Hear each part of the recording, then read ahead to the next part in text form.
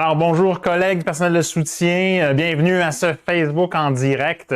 Alors, écoutez, 19h, là, prévu de ce fameux direct, on va probablement laisser un peu de temps là, pour que les collègues puissent se connecter tranquillement pas vite, soit sur Facebook, soit sur YouTube, soit sur Instagram. Petite information d'usage en partant, là, on vous demande si vous avez, parce que c'est une interaction qu'on va chercher à avoir là, par ce direct-là, si vous avez des questions, des commentaires que vous allez vouloir nous faire parvenir, je vais vous inviter à utiliser une seule plateforme pour le moment, donc la plateforme Facebook, dans le fil de discussion du direct pour passer vos questions et vos commentaires. On concentre toute l'information là, c'est plus facile dans le traitement. Écoutez, on le sait aussi que c'est loin d'être un contexte idéal actuellement, là. On vit évidemment une année encore une fois rocambolesque avec son lot de difficultés, son lot de lourdeur dans le quotidien. Et puis aujourd'hui, on vient en rajouter, malheureusement, je dirais, avec d'autres obligations à cet égard-ci, mais qui concernent quand même votre quotidien. Dans le fond, l'exercice qu'on va faire avec vous aujourd'hui, c'est de travailler sur l'amélioration de vos conditions de travail. Parce que oui, on est rendu là, déjà, c'est le renouvellement de la convention collective qui s'en vient. Alors, vous me direz, mais comment se fait-il? On a déjà signé notre convention collective, ça fait à peine quelques semaines, on peut même les compter en semaines. On a un contrat de 3 ans qui a commencé en 2020 rétroactivement. Ce qui fait en sorte qu'en mars 2023, ce sera déjà la fin. Alors, en pensant comme ça, reculons dans le temps. On a des obligations légales qui nous obligent à déposer nos demandes syndicales pour le 1er novembre 2022. C'est presque demain, ça. Donc, évidemment, on doit, par nos obligations, évidemment, aller vous revoir déjà, parce qu'on est vos représentants, le syndicat de Champlain. On ne doit pas parler à travers notre chapeau. Donc, on doit aller vous consulter pour connaître effectivement votre pouls, les besoins du terrain, le quotidien, ce que vous vivez tous les jours, pour être en mesure de pouvoir revendiquer en votre nom des améliorations significatives pour l'avenir. Donc, on part d'une année difficile. On le sait, vous nous appelez régulièrement, vous nous écrivez au syndicat de Champlain, donc on est bien conscient, on se promène dans les écoles, les centres, donc on est bien conscient de la réalité quotidienne, mais on veut vous entendre. Alors, on veut être capable d'avoir la plus fine lecture de la réalité quotidienne de chez vous, dans vos écoles, pour qu'on puisse, dans les instances nationales, défendre, évidemment, votre point de vue. Donc, le temps file, on redémarre donc la machine pour être en mesure de connaître vos priorités, vos besoins en vertu de la prochaine négociation. Bon, ça s'inscrit dans un contexte bien particulier aussi parce que si on revient sur la précédente négociation, le gouvernement a profité d'un espèce de momentum en réglant des conventions collectives à la pièce là, avec différentes organisations syndicales. Ça a plus ou moins bien servi l'exercice de la négociation, évidemment à l'avantage du gouvernement, certains diront. Alors évidemment, on s'est re-questionné. Rappelez-vous, quand on a fait le bilan, on est allé vous consulter en janvier pour faire le bilan de la dernière et se projeter et sur l'éventualité de développer un front commun. Est-ce que ça faisait partie des choses qu'on devrait réfléchir pour la prochaine négociation? C'est avéré qu'à Champlain, 97% des membres qui nous ont répondu étaient à l'heure de mettre en place un éventuel front commun. Toutefois, à certaines conditions, celle de s'assurer que on allait considérer dans le front commun nos besoins. Alors, parce qu'on sait, quand on est dans une grande organisation qui réunit plusieurs acteurs, on pourrait malheureusement échapper certains besoins qui sont quand même considérés essentiels. Donc, qu'en est-il? Oui, vous l'avez vu dans les différents médias, il y aura un front commun. La CSQ, la centrale dans laquelle nous sommes, la CSN et la FTQ ont convenu ensemble de mettre en place un front commun pour la prochaine négociation. Ce qui est intéressant aussi avec ce front commun-là, c'est que l'ensemble des grandes centrales ont aussi convenu que les enjeux de nature sectorielle devraient avoir une priorité. Qu'est-ce que ça veut dire? Ça veut dire que dans le front commun, il y a plusieurs regroupements de salariés. Entre autres, le personnel de soutien scolaire en est un regroupement de salariés. Et dans le fond, dans le front commun, il a été dit qu'on va favoriser des règlements satisfaisants de façon sectorielle avant de pouvoir régler l'ensemble des dispositions dites intersectorielles. Hein? Quand on parle de l'intersectoriel, de quoi parle-t-on? Là, on va parler du salaire, on va parler de la retraite, on va parler des droits parentaux, par exemple. Alors, on a convenu de ça. Donc, le Front commun va exister.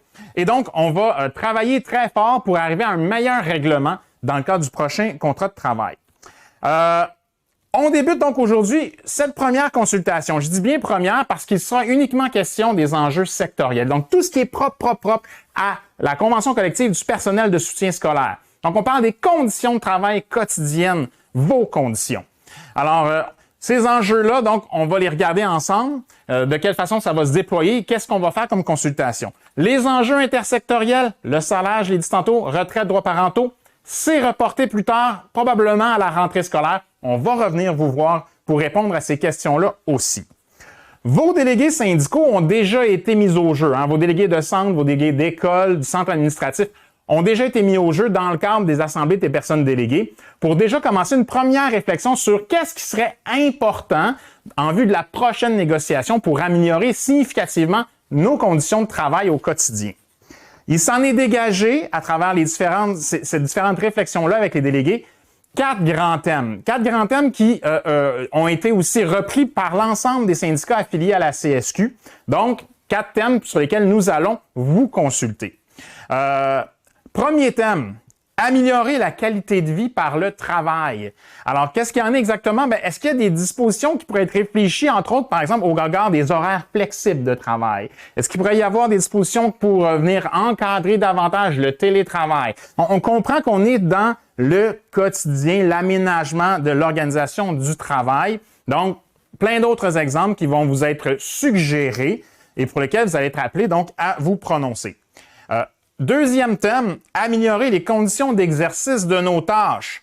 Par exemple, on va parler de remplacement des absences, par exemple. Parce qu'on le sait, il y a plusieurs corps d'emploi qui sont tout simplement pas remplacés. Qu'est-ce qui arrive dans ce temps-là? L'ouvrage s'accumule, ça devient lourd encore plus quand on revient au travail. Donc, est-ce qu'il devrait y avoir des dispositions qui viennent obliger ça? Les horaires flexibles pour permettre un plus grand aménagement de mon temps de travail.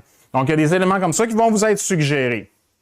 Troisième thème, améliorer notre pouvoir d'influence sur l'organisation du travail et la gestion des ressources humaines. Vous savez, il y a des comités qui existent sur lesquels on parle directement de nos conditions de travail, mais on n'y siège pas.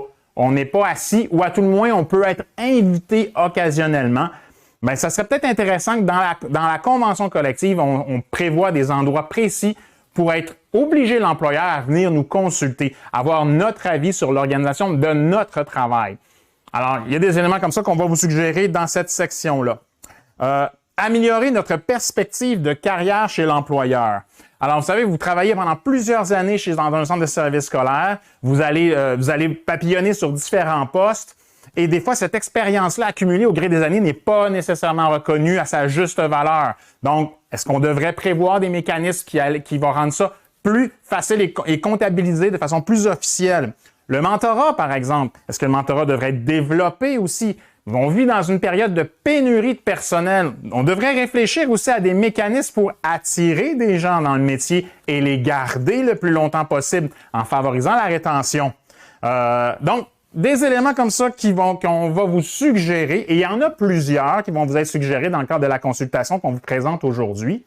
On croit pas avoir toute la vérité. Donc, oui, vos officiers politiques, vos conseillers ici à Champlain, les délégués syndicaux et ceux à travers la province aussi, s'ils sont penchés, mais on en a peut-être oublié. Donc, vous serez aussi appelés à nous faire des suggestions dans cet outil de consultation-là. Donc, vous allez avoir accès, après le live d'aujourd'hui, vous allez avoir accès à la plateforme de votation du syndicat de Champlain pour lequel vous allez pouvoir justement aller venir prioriser, venir donner l'importance à chacune des suggestions qui vous sont apportées dans les 4 thèmes que je vous ai énumérés.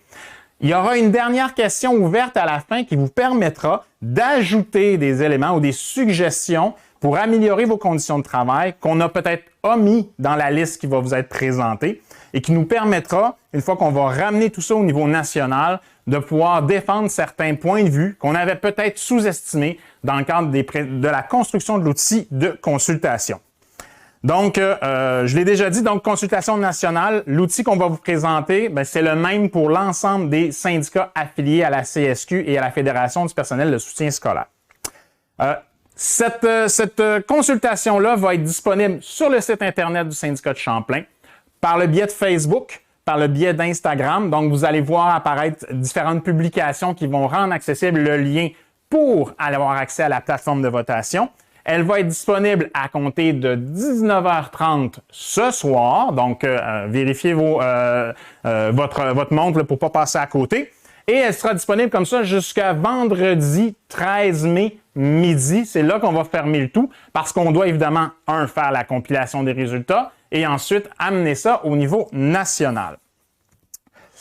Bon, évidemment, la plateforme de vote, pour certains d'entre vous, ce sera la première fois que vous allez l'utiliser. Pour d'autres, vous y êtes déjà habitués. Je vous rappelle grosso modo comment ça fonctionne. Vous allez avoir besoin de votre code utilisateur et de votre mot de passe.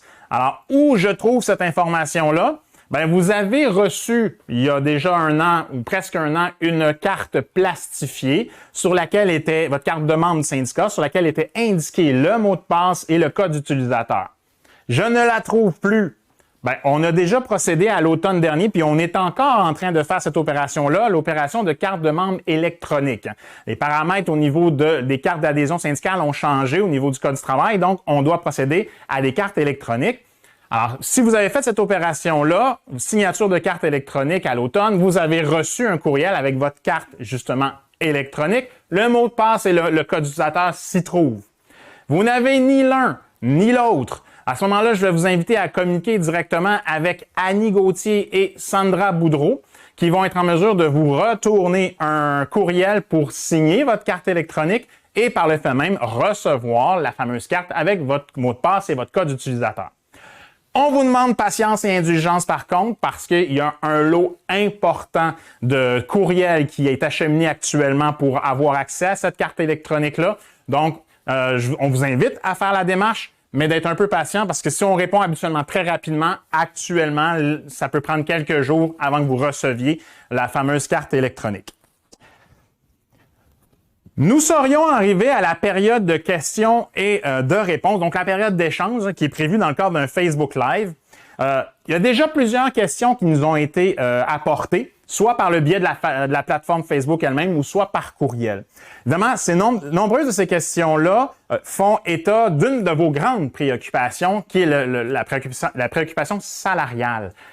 Vous avez raison, c'est un enjeu important. On vit avec une inflation galopante actuellement. Est-ce que c'est un enjeu qu'on va traiter aujourd'hui? Malheureusement, non. Pas parce que c'est pas important. Je vous l'ai dit tout à l'heure en début, c'est un enjeu intersectoriel, donc qui concerne l'ensemble de la fonction publique. Et le salaire, lui, il est traité, il sera traité dans la deuxième période de consultation qui va avoir lieu, comme je vous l'ai dit, probablement à la rentrée scolaire. Donc, des enjeux sur la retraite, même chose, sur les droits parentaux, même chose, on revient à ça en septembre. Il y a aussi eu beaucoup de questions que j'appellerais d'application de convention collective. Quand on se questionne sur nos conditions de travail, souvent on regarde comment ça se passe dans le quotidien, puis on veut bien le comprendre pour être en mesure après ça d'amener des suggestions d'amélioration. Donc, on a reçu beaucoup de questions d'application. Comment ça devrait se faire? Qu'est-ce qui existe exactement dans ma convention collective? Alors, ces questions-là, bien évidemment, on les a bien prises en note. Certains même ont déjà reçu leur réponse puisque les conseillères, les conseillers, les VP ont déjà été proactifs pour répondre à ces questions-là. Mais peut-être qu'on va recevoir aujourd'hui des questions de cette nature-là pendant le live. Je vous le dis tout de suite, si on n'y répond pas, c'est pas parce qu'on n'en tiendra pas compte. Nos conseillers, conseillères et les VP sont actuellement en ligne avec nous et ils vont prendre en note ces questions d'application-là et vous recevrez des réponses bien individualisées pour répondre à ces questions-là. Donc, soyez sans crainte, tout le monde va obtenir les réponses à leurs questions. Maintenant, je vais regarder les différentes questions qu'on a déjà reçues à cet égard-là. Je vais commencer avec la question de Yves Cousineau. Yves Cousineau qui se questionne, il y a des préoccupations au niveau du salaire. Je l'ai dit tout à l'heure, tout ce qui est en relation avec le salaire, On est très conscient qu'il y a beaucoup de bas salariés au niveau du personnel de soutien scolaire. Il y a beaucoup d'améliorations à aller chercher à ce niveau-là. Ben ça, ne vous inquiétez pas. On va le traiter en septembre lorsqu'on va revenir dans la phase de consultation sur l'intersectoriel. On me parle bon, de l'inflation, ça a été nommé. On me parle aussi des assurances collectives. Ça, les assurances collectives, on nous dit effectivement là, que la part employeur, là, la façon dont l'employeur contribue à nos assurances, c'est négligeable, voire presque absent. Vous avez raison. Et dans la consultation en ligne qui va être disponible à 19h30 ce soir, il y a un élément qui est présenté au regard des assurances collectives. Vous serez en mesure de dire si c'est un élément important pour vous et s'il doit être priorisé dans la prochaine négociation. Question de Annie Robert. Comme surveillante, avoir droit aux mêmes formations que les éducatrices pour se sentir plus impliquées? Bien, effectivement, dans la consultation qu'on vous présente, il y a des éléments en relation directe avec votre demande. Donc, est-ce que c'est possible pour les différents statuts d'emploi, parce qu'on sait qu'il y en a énormément, les statuts d'emploi, de regarder la manière d'améliorer, entre autres, la question du perfectionnement et de la formation continue. Donc, allez-y, vous mettrez l'emphase sur les éléments que vous jugez les plus pertinents et les plus importants dans le cadre de la fameuse consultation. Annie qui dit aussi « Je veux comprendre ce qu'ils veulent faire avec les surveillances, récréations faites par des éducateurs et éducatrices, car selon moi, c'est une dégradation des conditions de travail.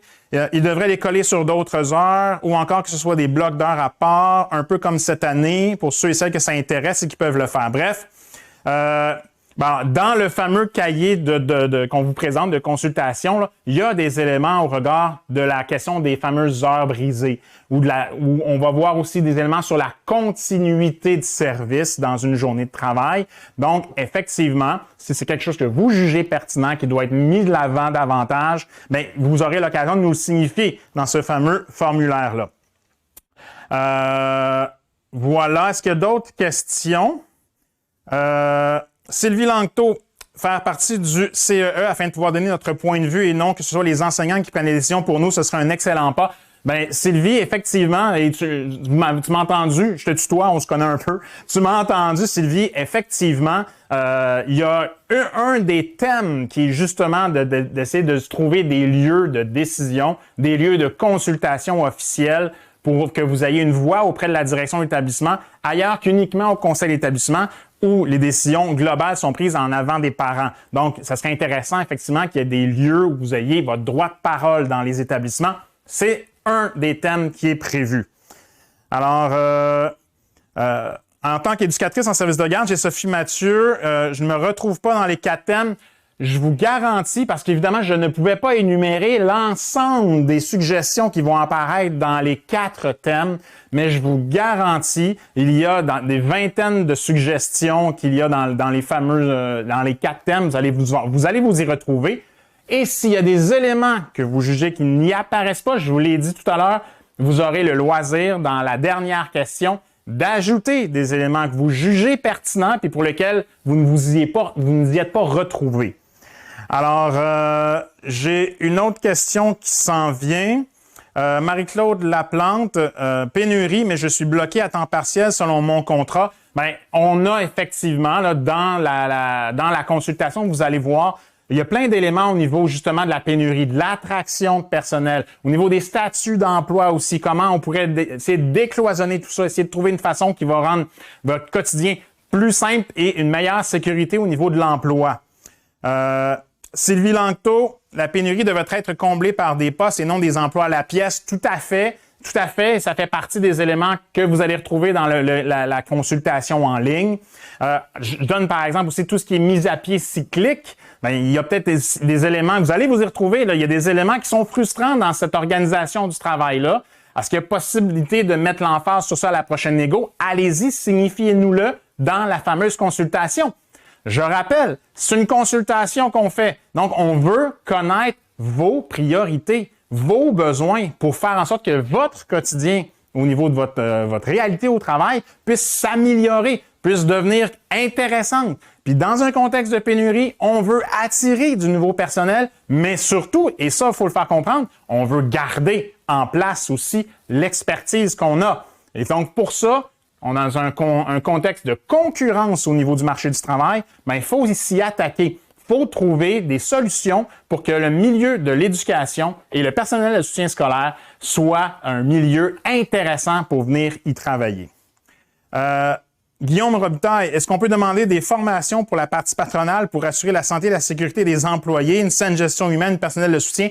Bien, vous savez quoi? Ce sont des responsabilités partagées, la santé et la sécurité. On a les nôtres et l'employeur a aussi les siennes. Et effectivement, ce que vous me nommez, M. Robitaille, c'est dans la loi sur la santé et la sécurité au travail. On négociera pas nécessairement des dispositions par rapport à la loi. Par contre, ce qu'on peut faire, c'est qu'on peut intégrer des éléments de la loi dans la convention collective. Et ça pourrait être quelque chose qu'on va faire dans le cadre de cette prochaine négociation. Patrie, j'imagine que c'est Dominique, mais peu importe, que les éducatrices en service de garde soient rémunérées pour suivre la formation RCR.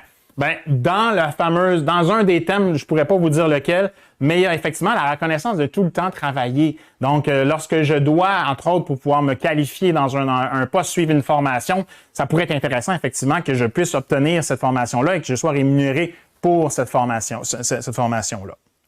Donc, j'ai pas mal fait le tour des différentes questions qui m'ont été posées, mais écoutez, arrêtez pas de poser des questions, parce qu'évidemment, si jamais, à un moment donné, on va finir par mettre un terme au Facebook Live, mais on va répondre à toutes vos questions, bien entendu. On n'en laissera pas qui vont rester sans réponse, ça c'est clair. Parce que je regarde mes collègues, là, ça semble être pas mal. Il y a d'autres questions qu'on me dit, ben on va peut-être en prendre quelques-unes, là, c'est parce que je les reçois progressivement sur mon Mélanie Ouimet. Est-ce que le télétravail pourrait être une particularité ajoutée à certains emplois pour faciliter la rétention du personnel? Effectivement, donc vous le nommerez dans la consultation. Il y a un enjeu qui est clairement autour de ça dans les suggestions qu'ils vous ont fait. Vous la prioriserez à ce moment-là, vous jugerez si elle est importante pour vous, si elle l'est moins, si elle s'applique ou si elle ne s'applique pas. D'ailleurs, j'ai oublié de le dire, mais dans la consultation, vous aurez deux choses à faire. Vous aurez à dire pour chacun des énoncés s'ils sont importants pour vous, moyennement importants ou ils ne s'appliquent pas pour vous. Et ensuite, vous allez avoir à prioriser, en donnant un ordre parmi celles et ceux que vous avez jugés importants, lesquels devraient être mis de l'avant en priorité. Donc, c'est ça qu'on va vous demander de faire dans le cadre de cette consultation-là. Julie Roy, pénurie de personnel au service ordinaire. Pensez-vous qu'on va avoir l'option de ne pas offrir certains services pour un certain groupe d'âge si jamais il n'y a pas de personnel? Avec l'inflation, je m'attends à frapper un mur pour les surveillants d'élèves l'an prochain. Alors, évidemment, la pénurie de personnel, on la réglera pas avec une convention collective, mais je répète, ça peut nous donner des conditions attrayantes. C'est ce qu'on pense à quoi va servir le levier de la prochaine négociation. Donc, trouver des conditions attrayantes pour qu'on ait davantage de candidats qui viennent se présenter et qu'on évite d'éventuels bris de service par rapport à tout ça. Donc, c'est l'enjeu de la prochaine négociation. L'enjeu des bas salariés tout autant. J'avais un collègue qui m'écrivait cette semaine et qui me disait, avec cette concurrence au niveau du marché du travail, les entreprises privées n'ont pas eu d'autre choix que d'élever les salaires pour attirer les gens. Et là, aujourd'hui, il y a des gens qui travaillent dans certains milieux qui étaient très près du salaire minimum, mais aujourd'hui, ils sont très près du salaire des employés de l'État, du personnel de soutien. Donc, l'écart s'est considérablement rétréci. Il y a un enjeu là important. Donc, attraction, rétention du personnel, ça passe aussi par les salaires. Guillaume, pourquoi les enseignants ont eu leur consultation il y a plusieurs semaines? Est-ce que les enseignants sont toujours priorisés malgré le front commun? Je vous rassure, c'est tout à fait le contraire qui s'est passé. Si les enseignants ont eu leur consultation plus tôt, c'est qu'au niveau des instances décisionnelles, donc vous savez, c'est deux instances. Il y a la Fédération des syndicats de l'enseignement d'une part et la Fédération du personnel scolaire, du soutien scolaire d'autre part. Dans la grande CSQ, tout ça beau monde-là. Mais dans les instances, il y a eu des décisions qui se sont prises, un calendrier d'instances surtout, qui n'était pas coordonné, ce qui fait en sorte que les instances décisionnelles de la FSE sont arrivées plus tôt que ceux de la FP2S. C'est simplement ça qui explique le décalage. Mais au bout du compte, rappelez-vous une chose, on dépose toutes nos demandes en même temps au 1er novembre. Donc, on a tous le même point d'arrivée. Alors, le moment où on débutait la FSE ou le moment où on débute la FP2S n'a pas d'incidence. faut tous qu'on se rende au même endroit avec tous vos besoins, vos priorités et la réalité du terrain qu'on va aller représenter dans les instances. Annie Robert, la direction demande à des éducatrices de faire des surveillances aux récréations, surveillées par les profs habituellement. Faire rentrer une personne pour 20 minutes, c'est fou. En plus, payer surveillante, c'est enrageant.